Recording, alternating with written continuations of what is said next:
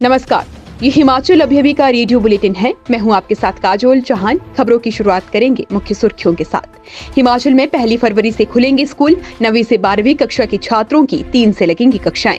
Corona पाबंदियों में ढील, पूरा स्टाफ आएगा ऑफिस। समारोह में 500 लोगों को अनुमति। नशे का कारोबार रोकने की नीति बनाने को दी गई मंजूरी। घर द्वार पर होंगे 53 निःशुल्क टेस्ट। हिमाचल में जारी रहेगा नाइट कर्फ्यू। दुकानों को खोलने की समय सीमा सख्त।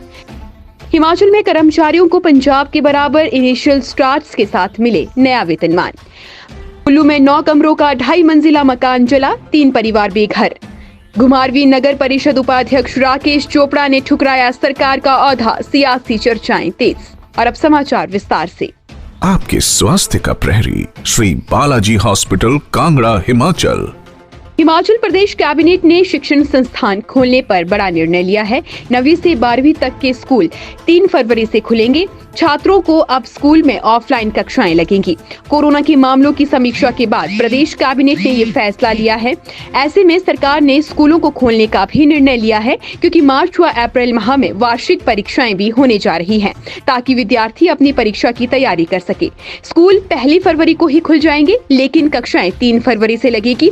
1 से शिक्षक व अन्य स्टाफ स्कूल आएंगे। उच्च कक्षाओं को खोला जाएगा, जिसके तहत 9वीं, 10वीं, 11वीं और 12वीं कक्षाओं के छात्रों को स्कूल आना होगा। 3 फरवरी से सभी उच्चतर शिक्षण संस्थान खोलने का निर्णय लिया गया है। हिमाचल प्रदेश में सरकार ने कोरोना पाबंदियों में ढील दी है। अब सभी सरकारी कार्यालय 100% उपस्थिति के साथ 6 दिन खुलेंगे। हालांकि दिव्यांग व्यक्ति और गर्भवती महिलाओं को घर से ही कार्य करने की छूट होगी। बैठक में जिम व क्लब खोलने का भी निर्णय लिया गया है। इसके अलावा सामाजिक व धार्मिक कार्यक्रमों में लोगों की तय संख्या में भी राहत दी गई है। बैठक में निर्णय लिया गया है कि प्रदेश में आउटडोर में किसी भी प्रकार के आयोजन में 500 लोग शामिल हो सकेंगे, जबकि इंडोर में 250 लोग शामिल हो सकेंगे। कोविड मानकों और कोविड अनुरूप व्यवहार के साथ आयोजन की अनुमति होगी। विधानसभा का बजट सत्र 23 फरवरी 2022 से 15 मार्च 2022 तक आयोजित करने की राज्यपाल को सिफारिश करने का निर्णय लिया गया है।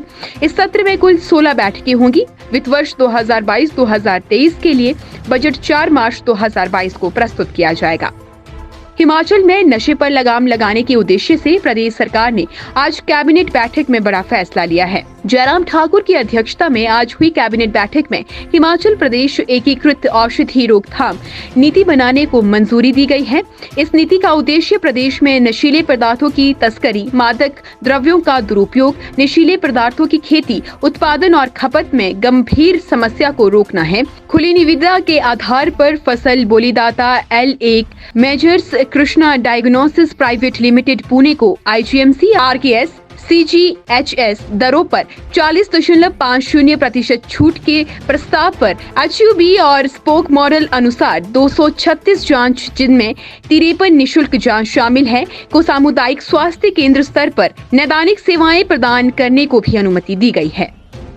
हिमाचल में आज सीएम जयराम ठाकुर की अध्यक्षता में हुई कैबिनेट की बैठक में बड़े फैसले लिए गए हैं।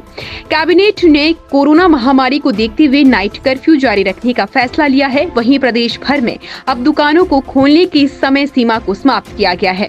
अब दुकानदार पहले की तरह ही सुबह से लेकर रात तक दुकानें खोल पाएंगे। उन पर किसी भी तरह की बंदिश नहीं रहेगी।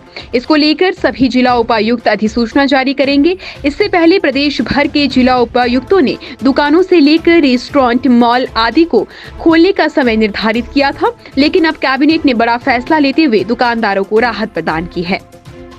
अखिल भारतीय राष्ट्रीय शैक्षणिक महासंघ के राष्ट्रीय सचिव पवन मिश्रा एवं हिमाचल प्रदेश शिक्षक महासंघ के प्रदेश सरकार से मांग उठाई है कि कर्मचारियों को पंजाब के बराबर इनिशियल स्टार्टर्स के तहत मानदेय दिया जाए।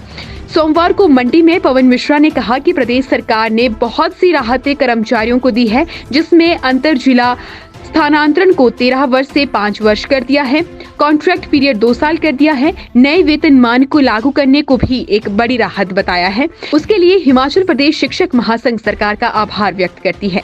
उन्होंने कहा कि हिमाचल प्रदेश शिक्षक महासंघ द्वारा उठाए गए बहुत से मसले हिमाचल प्रदेश सरकार ने हाई पावर कमेटी को निर्णय लेने के लिए भेजे हैं। शेष समाचार ब्रेक के बाद। आपके स्वास्थ्य का प्रहरी, श्री बालाजी हॉस्पिटल, कांगड़ा, हिमाचल। हिमाचल प्रदेश के जिला कुल्लू की ग्राम पंचायत हलाड़ 2 में गांव मरजा में काष्ठकुड़ी शैली के 2.5 मंजिल मकान में आग लग गई। इससे 9 कमरों का मकान पूरी तरह से जलकर राख हो गया। अग्निकांड में इस घटना में 15 लाख रुपए के नुकसान होने का अनुमान जताया जा रहा है। आग से 3 परिवारों का संयुक्त मकान जलकर राख हुआ है और परिवार के सदस्य खुले आसमान के नीचे आ गए हैं। सोमवार सुबह करीब 7 बजे 2.5 मंजिल मकान में आग लगी। जिस समय मकान में आग लगी उस दौरान परिवार का कोई भी सदस्य घर में मौजूद नहीं था। मकान में आग लगने से गांव में अफरा तफरी मची हुई है। ग्रामीणों ने आग लगने की सूचना दमकल विभाग को दी। दमकल विभाग की टीम सूचना मिलते ही मौके पर रवाना हुई। हिमाचल में सर्द फिजाओं के बीच अब राजनीति की सर्दगर्मियां महसूस हो रही है। रविवार को रामपुर में सामूहिक इस्तीफे की घोषणा के बाद अब बिलासपुर की घुमारवीं विधानसभा क्षेत्र में सियासी भूचाल आ गया है। नगर परिषद के पूर्व अध्यक्ष राकेश चोपड़ा ने सरकार की तरफ से दिया गया हिमुडा निदेशक पद को अपनाने से मना कर दिया। चोपड़ा ने इस फैसले से विधानसभा क्षेत्र में चर्चाओं का माहौल गर्म हो गया है। राकेश चोपड़ा ने बताया कि समाज सेवा करना उनका दायित्व है और समाज सेवा वो जारी रखेंगे। पिछले कई वर्षों से वे समाज की सेवा कर रहे हैं। बीजेपी के शीर्ष नेतृत्व का धन्यवाद करते हुए चोपड़ा ने पद को ग्रहण करने से मनाही कर दी। अभी के लिए बस इतना ही। इजाजत दीजिए। नमस्कार।